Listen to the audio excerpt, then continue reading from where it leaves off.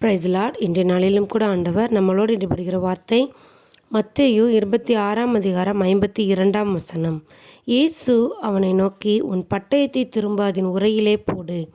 பட்டயத்தை அடிக்கிற யாவரும் பட்டயத்தால் மடிந்து போவார்கள். பாருங்க, யூதாஸ் காரியத்தை ஆண்டவரை காட்டி கொடுப்பதற்காக அவரை முத்தம் செய்கிறான். அவரை பிடிப்பதற்காக சேவகர்கள் அனைவரும் ஆண்டவரை நெருங்கும் பொழுது இயேசுவோடு இருந்தவர்களில் ஒருவன் அந்த பிரதான ஆசாரியனுடைய காதை வெட்டுகிறான்.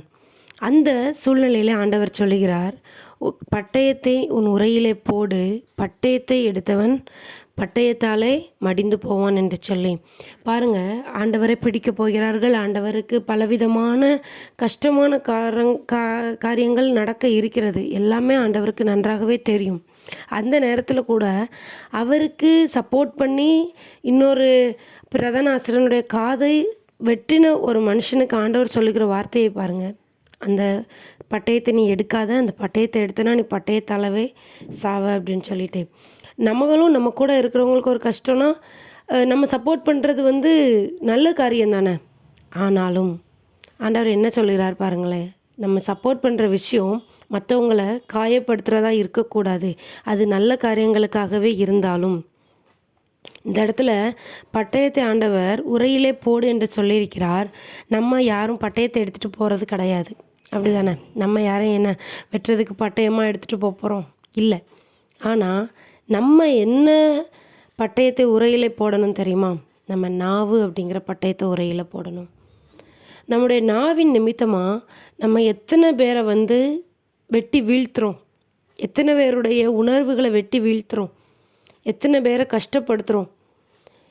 அதே போல் எந்த காரியத்தை நம்ம செய்கிறோமோ அதே முடிவு தான் நமக்கும் என்ன செய்யுமா வருமா. நம்ம பிற மனுஷங்களுக்கு விரோதமாய் எந்தெந்த காரியங்கள் எல்லாவற்றையும் செய்கிறோமோ அந்த காரியங்கள் எல்லாம் திரும்பவும் நமக்கு சேரும். அது நன்மையானாலும் சரி, தீமையானாலும் சரி.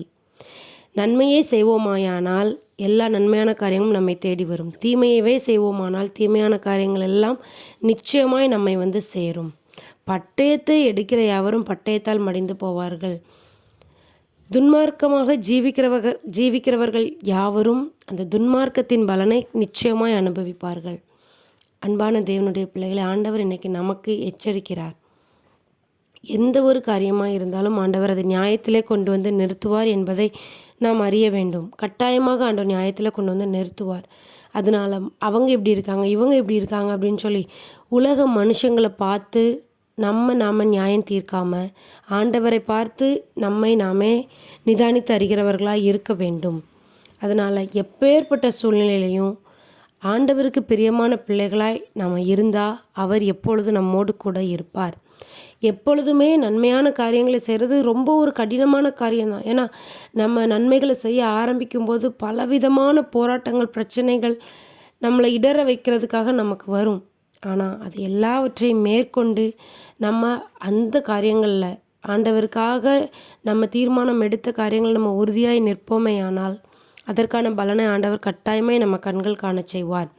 அதனால் எந்த சூழ்நிலையிலையும் எப்பொழுதும் ஆண்டவருக்கு பிரியமில்லாத காரியங்களை செய்யாமல் நன்மையானவைகளையே செய்து ஆண்டவருடைய நாமத்தை மகிமைப்படுத்துவோம். அவர் நம்ம வேண்டிக் கொள்வதற்கும் அதிகமான ஆசீர்வாதங்களை நமக்கு கட்டளையிடுவார். God bless you.